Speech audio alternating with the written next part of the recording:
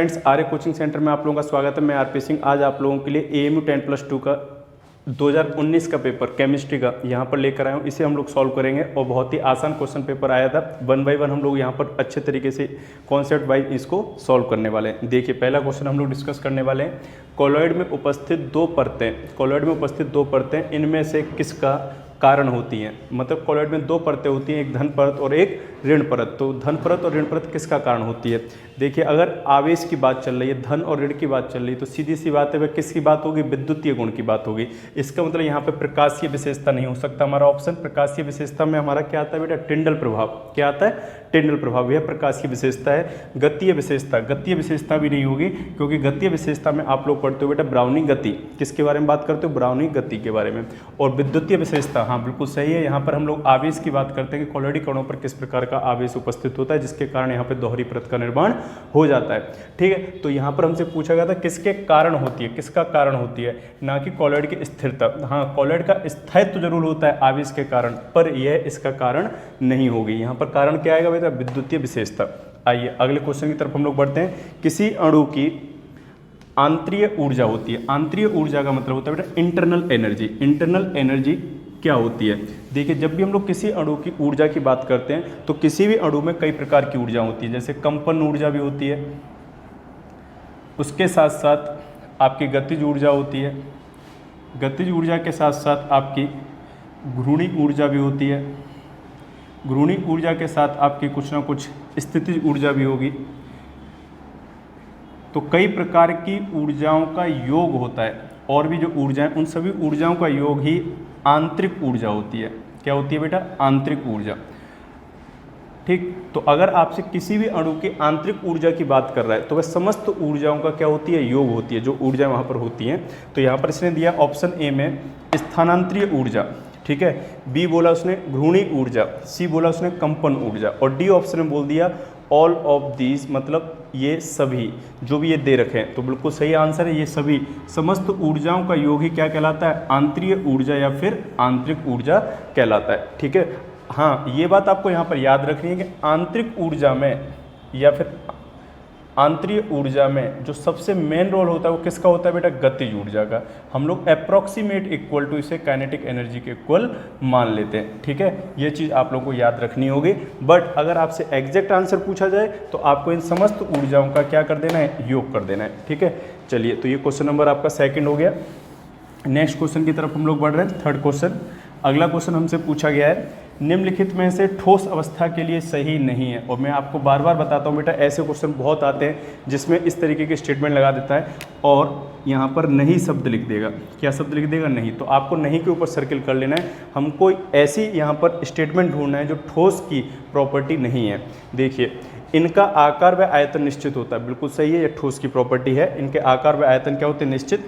इनके अणुओं के बीच आकर्षण बल बहुत अधिक होता है, यह स्टेटमेंट भी सही है। इनके अणुओं के बीच आकर्षण बल बहुत अधिक होता है, इसीलिए ये इनके कणों को आसानी से दूर दूर नहीं किया जा सकता। थर्ड, इनका बाष्पीय दाब बहुत अधिक होता है। बेटा, इनका बाष्पीय दाब अधिक नहीं होता, इनका बाष्पीय दाब बहुत कम होता है। इनके कणों के बीच आकर्षण बल अधिक होने के कारण यह आसानी से नहीं हटते। जब आसानी से नहीं हटेंगे तो इनकी वाष्प नहीं बनेंगी। इसका मतलब आपका सी ऑप्शन यहाँ पर क्या है, सही है। और डी ऑप्शन को भी हम लोग पढ़ लेते हैं। इनका घनत्व तो क्या होता है, अधिक, बिल्कुल सही है ये। वह संपीडितता क्या होती है, कम होती है, ये भी बात सही है। संपीडितता क्या होती है, कम।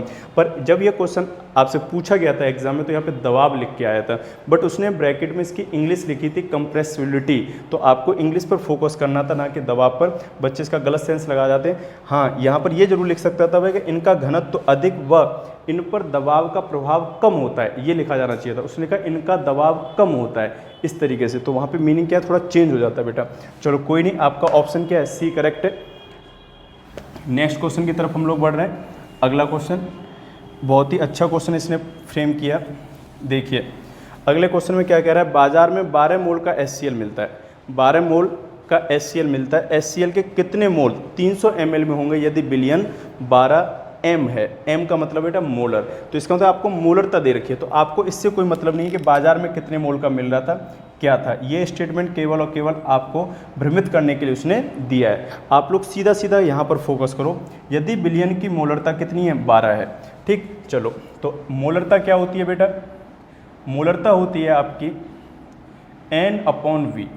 एन अपॉन वी, वी भी किस में, लीटर में, ठीक है। आयतन आपको किस में लेना है, लीटर में, और हमें मोलरता कितनी दे रखी है, 12, तो इसका मतलब एन अपॉन वी लीटर में। हम लोग तुलना कर लेंगे और यहाँ पर इसे 1 मान लेते हैं, तो 1 लीटर में कितने मोल हैं, HCl के 12, ये कहना चाह रहे हो, क्योंकि जो मोल हैं ये किसके रहेंगे बेटा, विलेय के रहेंगे, और विलेय के रूप में आपके पास कौन है, HCl है, ठीक है। देखिए अब यहाँ पर किस तरीके से करना है, 1 लीटर या फिर हम लोग क्या बोल सकते हैं बेटा, 1000 ml, बिलियन में HCl के मोल, HCl के मोल कितने दे रखे हैं आपको बेटा, 12, कितने दे रखे हैं, 12, क्योंकि हम लोग तुलना कर लेंगे 12 आएगा। तो हमसे कितने में पूछा, 300 ml में पूछा, तो 300 ml बिलियन में HCl के मोल, तो क्या हो जाएगा, x मान लेंगे, और हम लोग क्या करेंगे, क्रॉस मल्टीप्लाई कर लेंगे। क्रॉस मल्टीप्लाई 1000 का किसके साथ में होगा, x के साथ, तो x मल्टीप्लाई बाई 1000 और इक्वल टू क्या हो जाएगा, 300 मल्टीप्लाई बाई 12, तो 300 मल्टीप्लाई बाई 12। तो देखिए यहाँ पर 20 से 20 क्या हो जाएंगे, कैंसिल, और x इक्वल टू हो जाएगा 36 डिवाइड बाई 10, ये 10 डिवाइड में आ गया, और ये हो गया बेटा 3.6, और आपका ऑप्शन सी करेक्ट हो गया, ठीक, 3.6 ये आपका सही आंसर है। और आप इसे एक और तरीके से कर सकते थे, अगर आप यहाँ पे मोलरता का फॉर्मूला लगा लेते, m equal to n upon V ml, यहाँ पर हमें आयतन अगर ml में दे रखा हो तो हम लोग कितने से मल्टीप्लाई कर लेते हैं, 1000 से मल्टीप्लाई कर लेते हैं। इस फॉर्मूले का डायरेक्ट यूज करके भी हम लोग इसे सॉल्व कर सकते थे। अब m की वैल्यू कितनी दे रखी थी आपको, 12, मोल हमें पूछे गए थे किसके, HCl के, क्योंकि विलेय के रूप में कौन उपस्थित है, HCl। आयतन हमने कितना दे रखा है उसने, 300 ml में कितने होंगे, तो 300 और मल्टीप्लाई बाई 1000, तो 2 जीरो से यहाँ पे 2 जीरो कैंसिल हो गई, तो NaCl कितना हो जाएगा बेटा, 12 का मल्टीप्लाई बाई 3 कर दिया जाएगा 36, और डिवाइड बाई क्या कर दिया जाएगा 10, और ये आ गया 3.6। तो हमने दोनों तरीके से सॉल्व कर लिया, चाहे तो आप फॉर्मूले का यूज़ करके सॉल्व कर सकते थे, अदरवाइज इस कॉन्सेप्ट से सॉल्व कर सकते थे जो मैंने आपको बताया, जहाँ पर हम लोगों ने मोलरता की फिजिकल सिग्निफिकेंस सीखी और उसके आधार पर हमने इसे क्या कर दिया, सॉल्व कर दिया, ठीक है। बहुत ही अच्छा क्वेश्चन फ्रेम किया था 10th क्लास के स्टैंडर्ड पर। चलिए नेक्स्ट क्वेश्चन हम लोग कर रहे हैं, धातु तांबा के प्राकृतिक तौर पर 2 समस्थानिक Cu63 का परसेंटेज जो है नेचर में वो कितना है, 69.17%, और इसका जो द्रव्यमान दे रखा है वो दे रखा है 62.94 EMU, एवं Cu65। अब देखो इसने इसको क्या करा है बेटा, जो ये Cu63 लिखा है, Cu65 लिखा है, यह जो इनके द्रव्यमान दे रखे हैं उनका अप्रॉक्सीमेट वैल्यू ले रखी है। तो आप जब इस कैलकुलेशन को करोगे तो उसने ब्रैकेट में जो दिया है उसके आधार पे करोगे, क्योंकि एग्जैक्ट वैल्यू है, ठीक है। तो इसका द्रव्यमान कितना दे रखा था 63 वाले का 62.94, और 65 वाले का कितना दे रखा है 64.93। तो आपसे पूछा तांबे की परमाणु द्रव्यमान संख्या EMU में क्या होगी। तो इसका मतलब जब भी 2 समस्थानिक दे रखे हो किसी परमाणु के, तो उसका अगर हमें परमाणु द्रव्यमान संख्या निकालनी हो तो बेटा किस तरीके से निकालते थे। यहाँ पर कॉपर की बात कर रहा है, पहले समस्थानिक का परमाणु द्रव्यमान बताओ, पहले समस्थानिक का परमाणु द्रव्यमान कितना है 62.94 मल्टीप्लाई बाई उसकी परसेंटेज कितना हुआ नेचर में पाया जा रहा है, तो नेचर में पाए जाने की परसेंटेज उसकी कितनी है 69.17 प्लस, अब दूसरा जो समस्थानिक है उसका द्रव्यमान, दूसरे समस्थानिक का द्रव्यमान कितना बेटा 64.93, तो यहाँ पे हमने लिख लिया 64.93 और मल्टीप्लाई बाई क्या कहते हैं सेकंड समस्थानिक का परसेंटेज नेचर में कितना पाया जा रहा है 30.83, ठीक, और डिवाइड में जो ये दोनों के परसेंटेज हैं इनका योग कर दिया जाता है। और आपको पता है कि अगर परसेंटेज की बात चल रही है और ये दोनों ही मिल रहे हैं तो ये 100% क्या होगा 100 होगा, तो डिवाइड बाई 100। तो अगर आप इसे सॉल्व करोगे तो कॉपर का जो परमाणुक द्रव्यमान है वह आ जाएगा, तो कॉपर का परमाणुक द्रव्यमान, ठीक, तो अगर आप इसे सॉल्व करेंगे तो क्या आएगा 6355 डॉट समथिंग, ठीक है, और डिवाइड बाई 100। तो यहाँ पर आप डेसिमल लगा सकते हो, तो 63.55 AMU ये आपका क्या हो गया बेटा आंसर, और ऑप्शन डी आपका इसमें क्या है करेक्ट है, ठीक। ऐसे क्वेश्चन में आपको एग्जैक्ट वैल्यू निकालनी पड़ेगी क्योंकि बहुत नियर बाई आपको ऑप्शन दे रखे हैं। देखिए 63.93 दे रखा है और यहाँ पे 63.55 दे रखा है, बहुत ही नियर बाई दे रखे हैं, एग्जैक्ट वैल्यू निकालनी पड़ेगी। हमने कोई भी अप्रॉक्सीमेट कैलकुलेशन यहाँ पर नहीं की है। तो बहुत ही अच्छा क्वेश्चन था, इसी तरीके से सॉल्व करते हैं और इसी कॉन्सेप्ट पर आधारित इसने क्वेश्चन नंबर 7 भी यहाँ पर दिया। आइए 7 को भी इसी समय कर लेते हैं हम लोग। देखिए 7 में क्या बोल रहा है वह, एक तत्व के दो समस्थानिक हैं, जो दो समस्थानिक दे रखे हैं वो है X35 व X37, प्रकृति में 3:1 के अनुपात में पाए जाते हैं। अब प्रकृति में 3:1 के अनुपात में पाए जा रहे हैं तो इस तत्व का औसत द्रव्यमान क्या होगा, तो ये औसत द्रव्यमान हमें निकालना है। तो क्लोरीन होगा ये, वैसे अगर हम लोग X मान लेते हैं, X का औसत द्रव्यमान, तो देखिए औसत द्रव्यमान कैसे निकलेगा, इसका परमाणु भार पहले वाले समस्थानिक का 35 और इसका नेचर में परसेंटेज कितना है 3:1 में है। तो 3:1 का मतलब 3 मल्टीप्लाई बाई क्या कर देना चाहिए मुझे बताइए 1/100, पर हम लोग डायरेक्ट 3 भी लिख सकते हैं यहाँ पे मल्टीप्लाई बाई 3 प्लस। अब दूसरे वाले समस्थानिक का परमाणु भार कितना है 37, तो यहाँ पे 37 मल्टीप्लाई बाई 1 और डिवाइड बाई क्या कर देंगे 4। ठीक है, इन दोनों का एडिशन कर लिया जाएगा, 3 + 1 4 हो जाएगा। ठीक, चलिए यहाँ पे परसेंटेज नहीं दे रखा था उसने, रेशो दे रखा था, तो हमने उसी रेशो से यहाँ पे मल्टीप्लाई कर दिया, उसी रेशो से यहाँ पे। अगर आप लोग इसे परसेंटेज में कन्वर्ट करके करते तब भी यही बात होगी, क्योंकि यहाँ पे 100 आपका आया था 3/100 और फिर यहाँ पे 1/100 इस तरीके से। ठीक है, तो चलो वो कॉमन होकर कट जाता और फिर वही बात होती। आइए सॉल्व कर लेते हैं इसे, किस तरीके से, सॉरी यहाँ पर इस तरीके से आएगा 3/4 मल्टीप्लाई बाई 100 और इसके लिए कितना होगा 1/4 मल्टीप्लाई बाई 100। तो ये आपका कितना बन जाता है बताओ 75% और ये कितना हो जाता है 25%। तो आप यहाँ 75 रख सकते थे 3 की जगह पर और यहाँ पर क्या रख सकते थे 25 और डिवाइड में क्या हो जाता है 75 + 25 100 हो जाता टोटल। और हमने यहाँ पर डायरेक्ट रेशो पुट कर लिया है और इसको हमने हटा दिया है यहाँ पर 100/4 और 100/4, क्योंकि इन दोनों में ये क्या था कॉमन था, इसको हमने हटा दिया। अब इसे सॉल्व कर लेते हैं, तो ये कितना हो जाएगा देखिए, ये हो गया आपका 105 और ये हो गया 37 और डिवाइड बाई 4 और अगर आप इसका एडिशन करोगे तो ये होगा 142/4। तो ये हो गया 4 × 12, यहाँ पर कितना बचा 2, तो 4 × 5 = 20 और फिर से 2 35.5। तो इसका सही आंसर आपका क्या आएगा बेटा 35.5, ये इसका करेक्ट आंसर है। इसका मतलब जो ये एक तत्व दे रखा था ये क्या था क्लोरीन था और क्लोरीन के दो समस्थानिक पाए जाते हैं Cl35 और Cs37, जिनका नेचर में जो परसेंटेज होता है वो 3:1 होता है और आपको आंसर डायरेक्ट पहले से भी पता होना चाहिए 35.5 ही इसका आंसर आएगा। चलिए नेक्स्ट क्वेश्चन की तरफ हम लोग बढ़ रहे हैं। अगला क्वेश्चन क्या है, वह यौगिक जो सम्मिलित प्रतिक्रिया देता है। अब देखिए ऐसे शब्द ले उठा कर लाता है ऐसे सम्मिलित प्रक्रिया। अब सम्मिलित प्रक्रिया का मतलब यहाँ पर योगात्मक अवक्रिया की बात कर रहा है। बेटा योगात्मक अवक्रिया कौन देंगे, योगात्मक अवक्रिया वे यौगिक देते हैं जिनमें द्विबंध पाया जाता है या त्रिबंध पाया जाता है। हम लोग कह सकते हैं जिनमें पाईबंध उपस्थित हो, क्या हो, जिनमें पाईबंध उपस्थित हो, जिनमें पाईबंध उपस्थित हो, पाईबंध उपस्थित हो, ये क्या देते हैं योगात्मक अवक्रिया।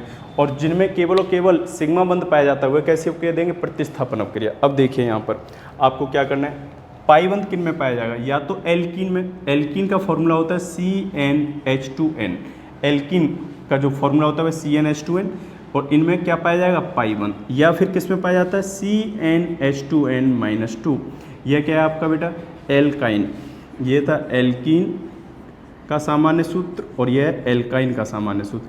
इन दोनों में क्या पाए जाते हैं पाईबंध पाए जाते हैं, इसमें 2 पाईबंध पाए जाते हैं।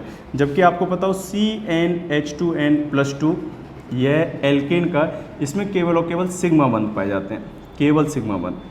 ठीक है, केवल सिग्मा बंध, इसमें पाईबंध भी पाया जाएगा उसके साथ साथ सिग्मा भी पाया जाता है।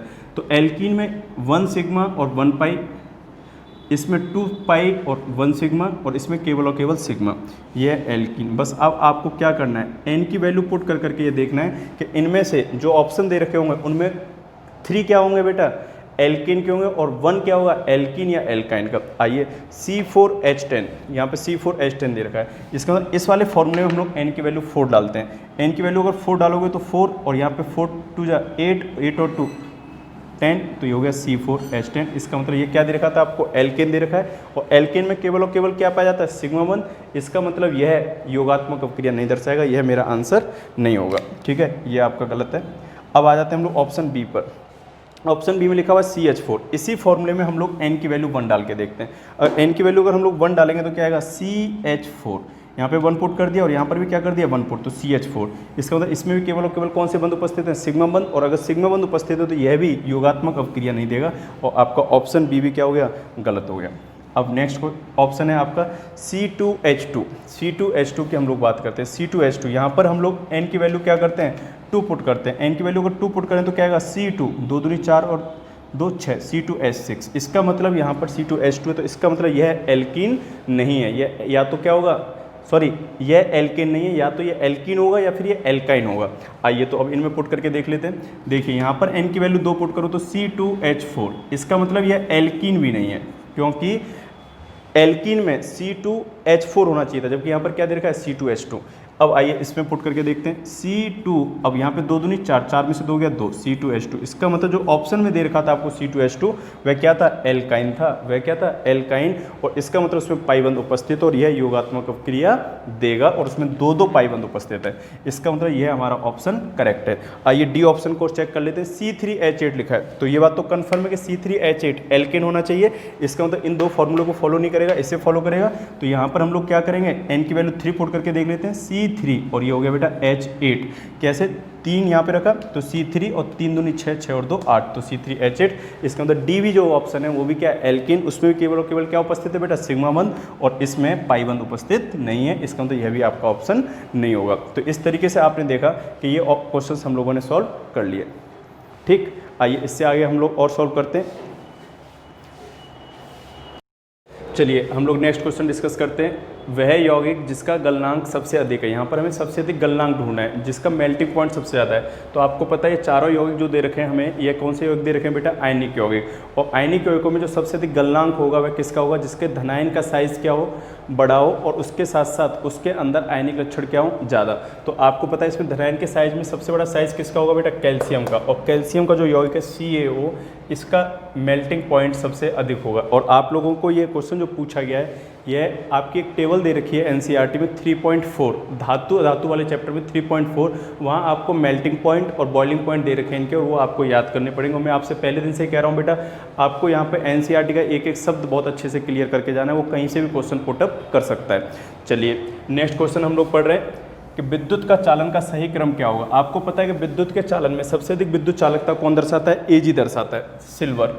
सिल्वर के बाद दूसरा नंबर जो है वह किसका है बेटा, कॉपर का है, कॉपर। और उसके बाद कॉपर के बाद गोल्ड, और गोल्ड के बाद एल्यूमिनियम। एल्यूमिनियम इन धातुओं में, जो दी गई धातु हैं उनमें सबसे कम विद्युत चालन दर्शाता है। तो आपका ये ऑप्शन कहाँ पर है बेटा, Ag, Cu, Au, Al। आपका ऑप्शन सी इसमें करेक्ट आंसर है। बहुत ही आसान क्वेश्चन यहाँ पर पूछा गया था आपसे। अगला क्वेश्चन, टमाटर में कौन सा अम्ल उपलब्ध होता है। ठीक है, टमाटर में आपको ये भी NCERT से सीधा क्वेश्चन पूछा गया है। टमाटर में ऑक्जेलिक एसिड उपस्थित होता है, और आपका आंसर क्या हो जाएगा, डी हो जाएगा। साइट्रिक एसिड या सिट्रिक एसिड जो होते हैं ये खट्टे पदार्थ जैसे नींबू है, संतरा है, इनमें मिलता है। एसिटिक एसिड आपको सिरके में मिलता है, लैक्टिक एसिड आपको दूध में मिलता है, और यह ऑक्जेलिक अम्ल टमाटर में मिलता है। और मैंने आपको ये भी बताया था पढ़ाते समय कि ऑक्जेलिक एसिड कपड़ों पर जब जंग के धब्बे लग जाते हैं उसे हटाने के काम में यूज़ में लेते हैं हम लोग। अगला क्वेश्चन फिर बहुत प्यारा क्वेश्चन इन्होंने फ्रेम किया, Al2O3 व NaOH में रासायनिक क्रिया से क्या बनेगा। सबसे पहले आपको यह देखना होगा Al2O3। Al2O3 बेटा उभयधर्मी नेचर है। उभयधर्मी नेचर का मतलब यह अम्ल के साथ भी क्रिया कर सकता है और क्षार के साथ भी। तो यहाँ पर इसमें जो क्रिया कराई गई है क्षार के साथ कराई गई है। अगर ये क्षार के साथ क्रिया करा रहा है तो उस केस में Al2O3 यहाँ पर किसकी भांति व्यवहार करेगा, अम्ल की भांति, और अम्ल और क्षार क्रिया करके लवण का निर्माण करेंगे, और जो लवण बनेगा वो बनेगा NaAlO2। इसका नाम है सोडियम मेटा एल्यूमिनेट। क्या नाम है बेटा इसका, सोडियम मेटा एल्यूमिनेट। ठीक, सोडियम मेटा एल्यूमिनेट और प्लस क्या बन जाएगा, जल। इस रिएक्शन को हम लोग संतुलित करके देख लेते हैं। यहाँ पर सोडियम का कितना है, 1 परमाणु, यहाँ भी सोडियम का 1, एल्यूमिनियम का 1, एल्यूमिनियम के यहाँ पर कितने 2, तो यहाँ पे 2 से मल्टीप्लाई करना पड़ेगा। अब सोडियम के लिए भी हमें कितने से मल्टीप्लाई करना पड़ेगा, 2 से। ऑक्सीजन कितने हो गए, 2 दूनी 4, 4 और 1 5, तो देखिए 3 और 2 ऑक्सीजन ये 5। हाइड्रोजन के कितने 2, हाइड्रोजन के कितने 2। रिएक्शन हमारी बैलेंस है, और ये एक तरीके से हमारा लवण बन गया, और ये क्या है, जल। और क्रिया क्या हो गई, एक तरीके से अम्ल और क्षार क्रिया करके लवण और जल का निर्माण करते हो। आंसर आपका क्या हो जाएगा, NaAlO2। देखिए ये ऑप्शन नहीं हो सकता, ये नहीं हो सकता, इन दोनों में डाउट आएगा। और इन दोनों में अगर आपको वहाँ डाउट आए तो आप लोग क्या करना बेटा, इसकी ऑक्सीजन अवस्था निकाल लेना। NaAlO2, NaAlO2 में सोडियम की कितनी हो जाएगी, +1, एल्यूमिनियम की मुझे निकालनी है x, ऑक्सीजन की कितनी, -2 × 2 = 0। तो x की वैल्यू जब आप सॉल्व करोगे तो ये +1 और ये माइनस के 4, तो ये रह जाएगा -3। तो x - 3 = 0 और x = +3। अब आते हैं हम लोग इस ऑप्शन के पास। अगर हमें डाउट आता है कि ये ऑप्शन हमारा आंसर होगा क्या, तो Na2AlO2, तो यहाँ पर देखिए +1 × 2 प्लस x माइनस के 2 × 2 = 0। तो बेटा ये क्या हो गया, +2, और ये हो गया +x, और ये हो गया -4 = 0। तो x इक्वल टू यहाँ पर x -2 इक्वल टू 0 और x इक्वल टू क्या आएगा +2। आपको पता है एल्यूमिनियम +2 ऑक्सीजन स्टेट में नहीं रहेगा, इसका मतलब आपका ऑप्शन सी ही करेक्ट है। अगर वहाँ पे इन दो में भी डाउट है तो आप लोग ऑक्सीडेशन स्टेट को चेक कर सकते हैं, क्योंकि ज़्यादातर बच्चों को ये फॉर्मूला याद नहीं रहता है और वहाँ पे कंफ्यूज हो जाते हैं। तो आप लोग किसकी हेल्प ले सकते हो अपने आंसर को चेक करने के लिए? ऑक्सीडेशन स्टेट की। ठीक, चलिए नेक्स्ट क्वेश्चन की तरफ हम लोग बढ़ते हैं। अगला क्वेश्चन क्या है? ऐसा पदार्थ जो बेकिंग सोडा के विलयन से मिलकर CO2 गैस बनाए। बेकिंग सोडा क्या है बेटा? बेकिंग सोडा का फॉर्मूला होता है NaHCO3। Baking soda NaOH CO3 का नेचर मैंने बताया था आपको, ये क्षारीय लवण है। और क्षारीय लवण बेटा किसके साथ क्रिया कर सकते हैं? अम्ल के साथ। बस इतना सा यहाँ पे सर्च कर लो किसका विलयन अम्लीय है। एथेनॉल, एल्कोहल ये अम्लीय नहीं होगा। वेजिटेबल ऑयल ये भी अम्लीय नेचर का नहीं है। सिरका, हाँ इसमें एसिटिक एसिड मिलता है और यह कैसा होगा? अम्लीय नेचर का, तो CH3COOH। और ये इसके साथ क्रिया करके क्या बना लेगा? CH3COONA और प्लस के H2O और प्लस CO2। और क्वेश्चन में हमसे ये पूछा गया था कौन सा CO2 गैस रिलीज करेगा, तो एसिटिक एसिड के साथ में बेकिंग सोडा क्रिया करके क्या करता है? CO2 गैस रिलीज करता है। रिएक्शन हमारी वैलेंस है और आंसर हमारा क्या हो जाएगा बेटा यहाँ पर? C। और साबुन का विलयन जो होगा वह क्षारीय होगा, क्षार के साथ क्रिया नहीं करेगा, इसका मतलब C ऑप्शन करेक्ट है। ठीक, चलिए नेक्स्ट क्वेश्चन की तरफ बढ़ते हैं हम लोग। क्वेश्चन नंबर 13, निम्नलिखित में से कौन सा सर्वाधिक क्षारीय होगा? जब भी ऐसा क्वेश्चन आए जहाँ पे 4 ऑप्शन दे रखे तो आपको अपना कॉमन सेंस लगाना है। आमाशय, आमाशय का जूस, आमाशय में बेटा अम्ल का रिसाव होता है और वो भी कौन सा अम्ल होता है? HCl। इसका मतलब यह तो अम्लीय नेचर है और वह क्षारीय की बात कर रहा है और ये तो बहुत अधिक क्या है? अम्लीय है। नींबू का जूस ये भी क्या बेटा? अम्ल है। इसकी भी pH कितने से कम रहती है? 7 से। ये भी अम्ल, ये भी अम्ल, इन दोनों की pH 7 से कम। और शुद्ध पानी इसकी pH कितनी है बेटा? 7। और रक्त की pH आपको पता है कि 7.4 होता है और pH इसकी 7 से अधिक है और इसका मतलब ये सर्वाधिक क्या है? क्षारीय है। और दिए गए ऑप्शन में सबसे अधिक क्षारीय ऑप्शन हमारा डी करेक्ट है। निम्नलिखित में से सूंघने वाला सूचक है। सूंघने वाला सूचक कौन सा होगा? जो कि किसी अम्ल या क्षार के साथ अगर क्रिया कराई जाए तो उसकी गंध में परिवर्तन आए, उसकी गंध में परिवर्तन आए। 2 प्रकार के हमारे पास सूचक होते हैं, या तो रंग में परिवर्तन देंगे या गंध में परिवर्तन देंगे। तो हर कोई जानता है मेथिल ऑरेंज बेटा ये रंग में परिवर्तन देता है, यह नहीं हो सकता। फिनोप्टेलिन रंग में परिवर्तन देता है, यह नहीं हो सकता। लाल बंद गोभी ये भी रंग में परिवर्तन देता है, यह नहीं हो सकता। वेनिला का रस, हाँ ये सूंघने में क्या करता है? गंध में परिवर्तन देगा और हम लोग कहेंगे ये हमारा क्या है? गंधीय सूचक है। उसे डायरेक्ट भी पूछ सकता था आपसे इस तरीके से, इनमें से कौन सा गंधीय सूचक है। ठीक, चलिए अगले क्वेश्चन की तरफ हम लोग बढ़ते हैं। ये क्वेश्चन जो है अगले वाला, ये रिएक्शन हर एग्जाम में आती है, चाहे कोई सा भी एग्जाम हो एमयू का, हर एक में ये पूछते हैं इसे।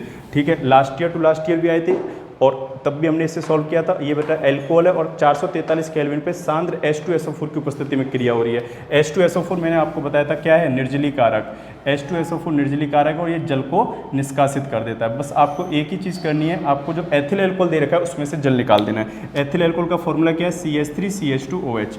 आप लोग क्या करोगे? CH3CH2OH को इस तरीके से लिख लो, रीअरेंज कर लो। CH2 single bond H, CH2 single bond OH, इस तरीके से लिख लिया। अब देखिए H2SO4 क्या है? निर्जलीकारक। कितनी डिग्री सेल्सियस पर रिएक्शन हो रही है? केल्विन पर, 443 केल्विन पर। तो यहाँ पर ये निर्जलीकारक की भांति काम करेगा और ये H2 निकल जाएगा। जब भी 2 सिग्मा बॉन्ड टूटते हैं तो एक क्या होता है? पाई बंध का निर्माण, और यहाँ पर क्या हो जाएगा? CH2 डबल बॉन्ड CH2 और प्लस के H2O। इसका मतलब हमारा जो उत्पाद बन रहा है वो क्या बन रहा है? Ethylene CH2 double bond CH2। और हमारा करेक्ट आंसर क्या हो जाएगा? बी।